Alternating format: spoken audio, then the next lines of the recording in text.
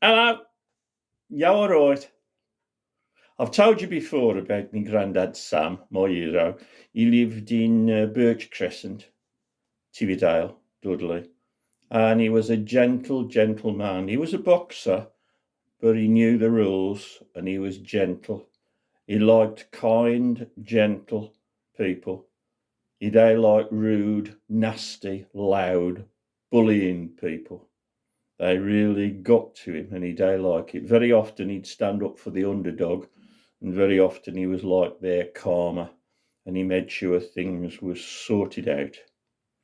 So one day he went down to Dr. Coots's surgery, you know it, near Birchy Island, and he went in and he noticed there was a new receptionist in the doctor's. And there was a funny atmosphere. The doctor's waiting room, as it often was packed full, but everybody looked a bit miserable, and some of them were sobbing away into handkerchiefs. And there was this receptionist with a queue of people waiting to be ticked off her list. Now she was a big woman. She was wide. She was tall. She was what we call in the black country. She was a hefty wench. She was built like a brick outhouse, and I could have played prop forward for Dudley rugby team. I really could. And it seemed as though she was dealing with these people in a very, very loud, down, bullying way. Well, Grandad someday liked that, and he knew there was going to be trouble, and he knew he had to sort it out. He got nearer the front, nearer the receptionist, and he looked round the waiting room where they were all miserable. And eventually he got to the front of the queue, and this big, hefty receptionist, she probably got drummed out the Gestapo for cruelty, and she said, "Yes, come on, we haven't got all day," in a very loud voice.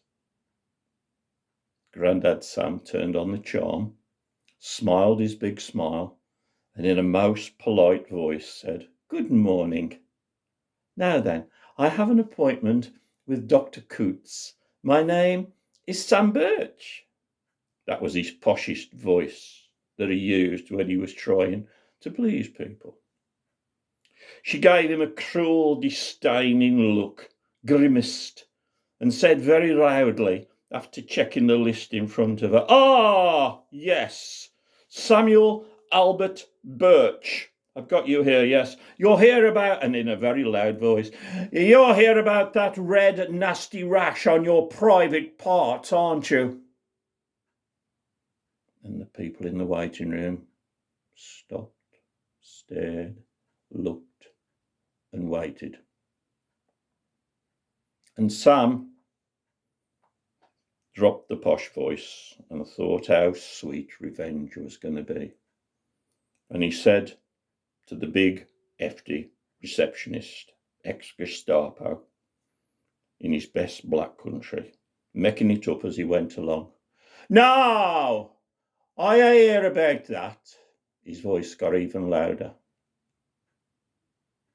"I'm here to get a date, to sort out a time and a date for me sex change operation, to find out who the surgeon's going to be and when the date's going to be. And I want a really, really, really good surgeon." Well, receptionist looked shocked, and the people in the waiting room looked shocked. He leaned forward and he said, "What I want is a really, really good surgeon. I want a skilled expert who's going to do the sex change operation in a wonderful manner and complete it so that it's all done to my satisfaction. I want somebody really, really good, a really good surgeon who'll give me a very good outcome. So I don't want the surgeon you had for yours." Well, there was silence in the surgery. And then a big round of applause. That'll teach you, won't it? Ta-ra a bit. I'll see you soon. Stay out that Oss Road. And thank your mother for the palings. I've got to go. We've got a cribbage match tonight. It's a league match. We're down at the down in Dudley Port, at the pub, the Ptarmigan and Penguin. Nice pub, right by the side of the cut. The guy that runs it, the landlord, Joey Baggett, he always says, we're right by the cut, drop in any time. Oh, he done half laugh every time he says that.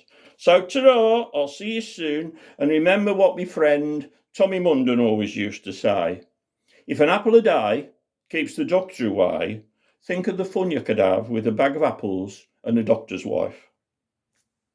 Ta-ra of it!